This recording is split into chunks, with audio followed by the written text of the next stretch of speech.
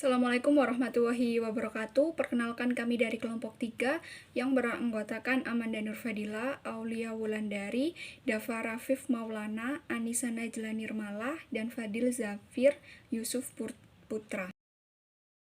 Dalam presentasi kali ini kami dari kelompok 3 akan mempresentasikan mengenai bab hukum Islam dan juga perbedaan mazhab. Selanjutnya akan dijelaskan oleh teman-teman saya. Kompetensi dasar. Setelah mengikuti perkuliahan pada bab 4 kali ini, mahasiswa diharapkan dapat memahami hukum Islam baik dari segi pengertian, aspek-aspek syariat, dan juga fikih. Selain itu, mahasiswa juga diharapkan dapat memahami berbagai aliran atau mazhab yang ada dalam hukum Islam, seperti mazhab Hanafi, mazhab Maliki, mazhab Syafi'i, dan mazhab Hanbali. Yang kedua, mahasiswa mampu menyikapi perbedaan pendapat di antara sesama muslim dengan penuh toleransi. Dan yang ketiga, mahasiswa mampu menyandingkan antara hukum Islam dengan tradisi-tradisi yang berkembang di tengah masyarakat. Meta konsep bab 4. Pada bab 4 kali ini yang membahas tentang hukum Islam dan perbedaan mazhab dibagi menjadi 4 poin utama. Yang poin pertama yaitu hukum Islam. Nanti di dalamnya akan dibahas mengenai pengertian hukum Islam, mengenai aspek-aspek hukum Islam, syariat-syariat hukum Islam, dan juga fikih dari hukum Islam. Poin yang kedua yaitu sumber hukum Islam. Di dalamnya nanti berisi tentang sumber-sumber yang digunakan dalam hukum Islam. Yang ketiga yaitu perbedaan mazhab. Jadi nanti akan membahas perbedaan antara mazhab yang satu dan juga mazhab yang lainnya. Dan terakhir yaitu akomodasi kearifan lokal. Nanti di dalamnya akan dibahas mengenai hubungan atau keterkaitan antara hukum Islam dengan tradisi-tradisi yang berkembang di tengah-tengah masyarakat. Hukum Islam. Islam merupakan agama sebagai agama terakhir, di mana agama Islam ini sebagai penyempurna dari agama-agama sebelumnya. Islam sendiri memiliki bimbingan dan tuntunan kepada pemeluknya berupa aturan-aturan tentang kehidupan agar berjalan dengan baik, sehingga pada gilirannya akan melahirkan kedamaian, kesejahteraan, dan juga kebahagiaan baik dunia maupun di akhirat. Aturan-aturan itulah yang kemudian disebut dengan hukum Islam. Di dalam hukum Islam itu ada 4 aspek, diantaranya aspek rumusan, sifat dasar, ruang lingkup, dan juga keragaman.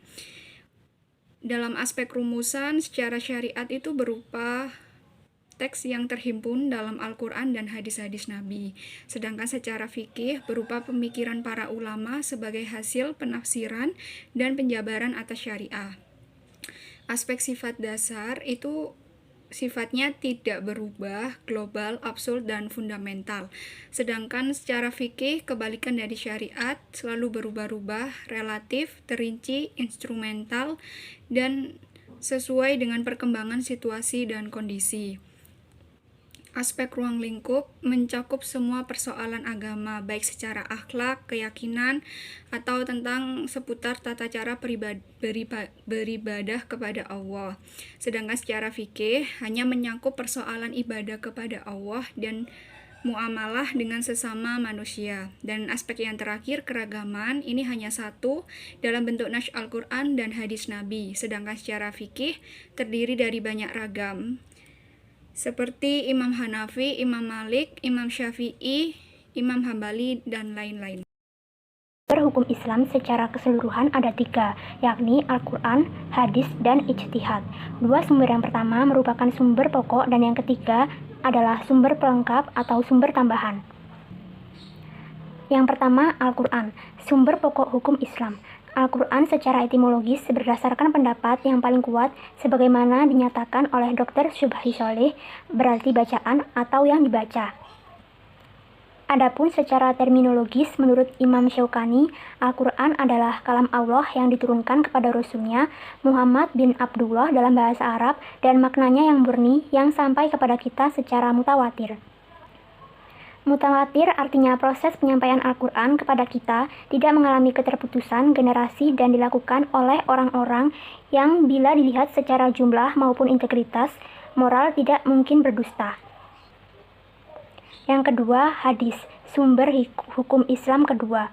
Hadis secara etimologis berarti perkataan, cerita, atau kejadian. Seperti dalam ungkapan Arab, atahaddatsu ma'ahu, artinya saya berkata dengannya, hadis al-if artinya cerita bohong, dan hadis adim artinya kejadian besar. Hubungan antara hadis dengan Al-Quran adalah sebagai penjelas dan penafsir Al-Quran. Karena itu, bagi umat Islam, keberadaan hadis dalam proses penetapan hukum tidak bisa diabaikan. Hadis yang dapat digunakan sebagai pijakan hukum adalah hadis sahih dan hasan, sementara hadis dhaif tidak bisa digunakan. Yang ketiga, ijtihad, sumber pelengkap hukum Islam. Ijtihad secara bahasa adalah mencurahkan segala kemampuan untuk merealisasikan sesuatu. Hasil dari setiap ijtihad adalah bersifat dzanni, dugaan kuat. Ia bersifat relatif yang masih memungkinkan untuk dilakukan interpretasi ulang apabila situasi dan kondisinya berubah. Ijtihad dapat diklasifikasi menjadi dua, yakni ijtihad fardhi dan jama'i. Yang dimaksud dengan ijtihad fardhi adalah ijtihad yang dilakukan oleh individu, sedangkan ijtihad jama'i adalah ijtihad yang dilakukan oleh banyak orang dari berbagai disiplin ilmu. Dalam masalah yang tidak melibatkan kepentingan publik, kehadiran ijtihad fardhi mungkin masih bisa diterima. Akan tetapi, kalau persoalan yang diijtihadi menyangkut kepentingan publik, maka lebih baik menggunakan mekanisme ijtihad jama'i. Pasalnya, dalam ijtihad jama'i, suatu persoalan akan dikaji dari berbagai sudut pandang, sehingga peluang terjadinya kesalahan dalam menentukan kesimpulan akhir suatu hukum semakin bisa dieliminir. Ragam mazhab fikih terbagi menjadi 4. Yang pertama yaitu mazhab Hanafi. Dinamakan Hanafi karena pendirinya adalah Imam Abu Hanifah An-Nu'man bin Sabit. Beliau lahir pada tahun 80 Hijriah di Kufah dan wafat pada tahun 150 Hijriah. Beliau termasuk ulama yang cerdas, pengasih dan ahli tahajud dan fasih membaca Al-Quran. Mazhab ini berkembang karena menjadi mazhab pemerintah pada saat Khalifah Harun al-Rashid. Yang kedua yaitu mazhab Hanbali. Pendirinya adalah Al-Imam Ahmad bin Hanbal Asy-Syaibani. Beliau lahir di Baghdad pada tahun 164 Hijriah dan wafat pada tahun 248 Hijriah. Menurut beliau, hadis laif dapat dipergunakan untuk perbuatan-perbuatan yang afdol, bukan untuk menentukan hukum. Dan yang ketiga ada mazhab Maliki. Pendirinya adalah Al-Imam Maliki bin Anas al-Asyabi. Ia dilahirkan di Madinah pada tahun 93 Hijriah dan wafat pada tahun 179 Hijriah. Mazhab ini dikenal dengan mazhab ahli hadis. Bahkan beliau mengutamakan perbuatan ahli Madinah daripada Khobiril Wahid. Mazhab ini lahir di Madinah kemudian berkembang ke negara lain khususnya Maroko. Yang terakhir yaitu mazhab Syafi'i. Pendirinya adalah Al-Imam Muhammad bin Idris Asy-Syafi'i Al-Quraisy. Beliau lahir di Guza pada tahun 150 Hijriah dan wafat di Mesir pada tahun 204.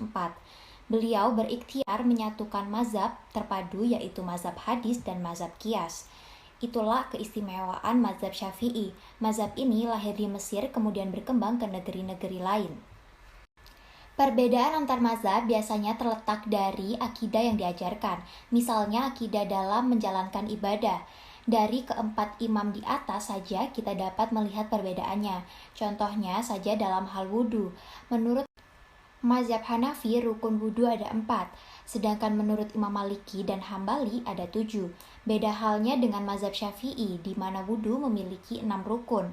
Tentu saja akidah yang diajarkan juga berbeda lagi jika sudah menyangkut mazhab yang lain seperti Syiah dan mazhab lainnya. Meskipun begitu, tidak semua metode fikih yang digunakan berbeda.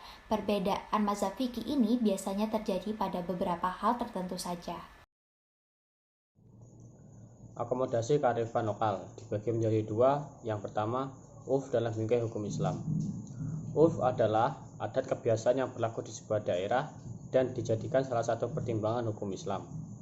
Sebagaimana maklum, urf digunakan sebagai salah satu acuan dalam mazhab fiqh, sehingga diktum-diktum fiqh didasarkan pada realitas adat istiadat yang ada. Secara historis, akomodasi urf dalam Islam adalah sebuah keniscayaan. Beberapa bukti menunjukkan urf pada masa sebelum Nabi Muhammad diadopsi dalam agama Islam. Nabi Muhammad acap kali menetapkan adat-adat Arab yang sudah berkembang secara turun-temurun dari nenek moyang mereka. Penetapan ini di dalam sebuah hadis dengan sunnah takririyah. Ini artinya senyampang, tidak bertentangan dengan syariat Islam. Nabi Muhammad lebih mengakomodasi urf yang ada di Arab. Nabi Muhammad sadar bahwa urf ini tidak seketika dapat dihapuskan, namun justru malah dijadikan penguat ajaran Islam dengan melegalkannya.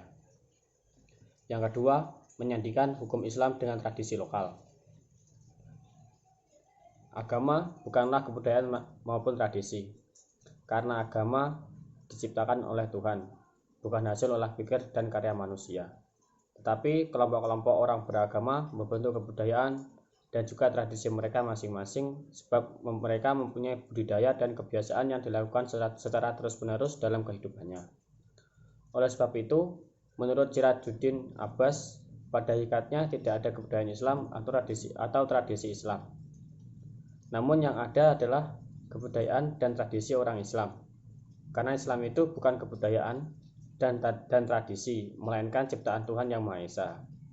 Kebiasaan yang diwariskan secara turun-temurun oleh orang Islam sebagai kelompok masyarakat dan berlanjut serta dilestarikan hingga saat ini kemudian melembaga di tengah masyarakat. Itulah yang kemudian dikenal dengan sebutan kebudayaan atau tradisi Islam. Kesimpulannya, beberapa konsep kunci tentang hukum Islam dan perbedaan mazhab, yaitu syariah, fiqh, Al-Quran, hadis, dan ijtihad. Perbedaan mazhab adalah keniscayaan, bersikap toleransi, dan menghindari sikap ekstrim serta berlebihan dalam bermazhab. Sekian presentasi dari kelompok 3. Mohon maaf apabila ada kesalahan. Terima kasih dan wassalamualaikum warahmatullahi wabarakatuh.